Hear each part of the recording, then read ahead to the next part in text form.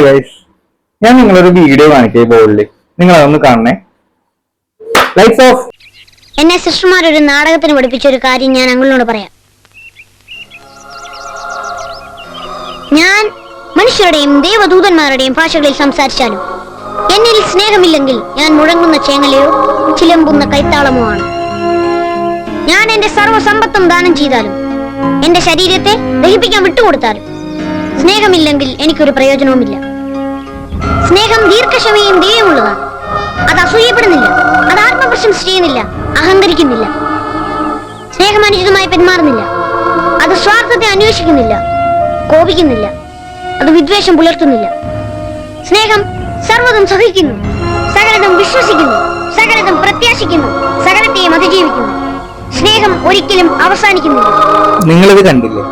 എന്തിനാണ് എല്ലാരും വെറുതെ പിടിച്ചിങ്ങനെ പോയിക്കൊണ്ടിരിക്കുന്നത്? പോകുമ്പോഴേ ചുറ്റുമുള്ളവരെയൊക്കെ ഒന്ന് നോക്കണേ. അവിടെ നോക്കി ഒന്ന് പുഞ്ചിരിക്കണം, ഒന്ന് സ്നേഹിക്കണം. അല്ലാണ്ട് നമ്മൾ ഈ കെട്ടിപ്പടുത്തിയിട്ടൊന്നും ഒരു കാര്യമില്ല. നമ്മൾ ഉണ്ടാക്കുന്ന ഈ സ്ഥാനമൊന്നുമില്ലേ നമുക്ക് ബാക്കിയുണ്ടാവില്ല.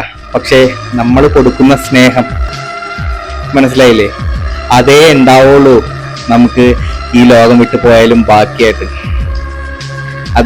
അതുകൊണ്ട് ഇന്നു മുതൽ എല്ലാവരും സ്നേഹിക്കുക, ക്ഷമിക്കാം, സന്തോഷമായിട്ട് ജീവിക്കാം.